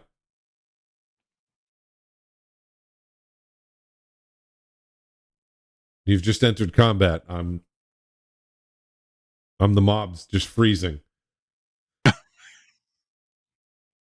Should have seen it today when my NPCs weren't doing jack squat. I'm sure. I think they need to get rid of pets. I mean, you're talking about just pets that just follow you? The passive pets? Mm-hmm. The problem is it's just all the calculations. The game was never built. Mm-hmm. That engine is just fucking tired. Mm-hmm. It just wasn't built to be able to handle that many processes. Think of all the calculations it has to do with all the past lives, all the loot that people just hoard. I mean, I heard some YouTuber the other day talk about how he has like 25 characters and all of them are bank tunes and they're filled up with space. It's like, and how he has a spreadsheet of where all his stuff is. Thank it for its service and let it go and delete it. Let's just move everybody over to Wayfinder. Yeah. So. But no, you probably have terabytes worth of information or data that is just sitting there creating a cluster. So, but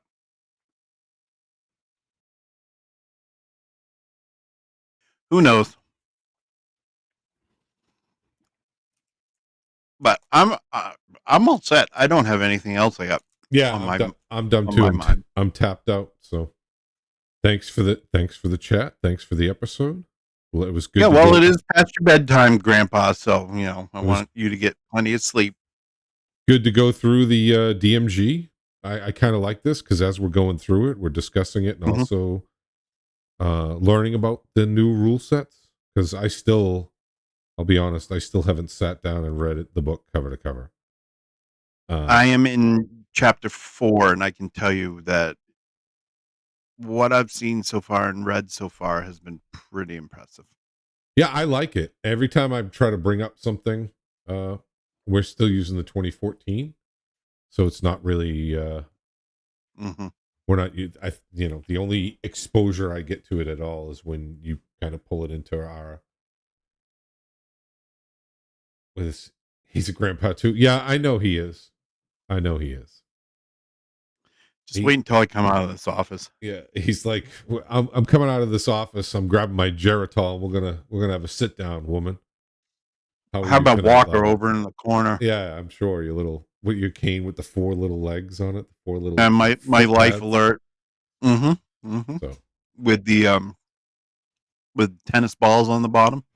But we got to get in there and play with you and Nacho sometime. I think it's been like Geritol. Yeah. Well, I'm dating myself at the same time as I'm. He was around when it was invented. Yeah, exactly. Dating myself when I'm firing a shot at good old Todd. I have a Darth Vader clapper, actually. Remember the clappers? Yep. But just gotta try to coordinate with you and Nacho to get some playtime. I'm still like level 16. I didn't hear. I saw today that you said you were 19, so I gotta catch up a little bit. Yep. So there is that. I've been waiting, patiently waiting with that the deep gnome song? wizard. I've been waiting. Foreigner. Horrible reference. What, the song? That was a good song. Yeah. And with that, we're gonna segue off. We have 3 viewers. I don't think we have. I'm not gonna bother rating. I'm gonna raid you. How about that? And then why? I'm gonna go right off. I'm gonna go right off. Too. I want to eat. All right, dinner. Go eat, and maybe get some playing time in. Sounds good. After dinner. It's really quiet here, so I don't know if they've left already. She's even in your channel. She's not in my channel. Oh, good. She's in your well, channel. welcome to my channel. Where's my follow, Lala? You're VIP here. And are we playing tomorrow? Yep. Good. How many participants do you know? And did you you know what? I know you like to bust my balls, but you also ignore my suggestions when I said you need to put a channel on your crits and giggles that I can just literally hit a up or down for present or absent instead of like I have all my channels muted because I can't stand when alerts go off. So I don't ever bother going in and reading chat threads at all. But I would go into a subsection if it was like an attendance thing where I could just press one button. That I would do. I'll look into it. How's that? All right. He'll look into it. I've read your suggestion out of the suggestion box. Yes. And I will look into it. Good man. All right. Go enjoy your dinner. All right. It was good chat. Yeah. And we'll do this again in a couple weeks. Sounds good. Bye, everyone. All right. Bye, Lala. Bye, everyone. Punch him with a pillow for me. I will be dealing with her in a few minutes. All right. You guys have fun. All right.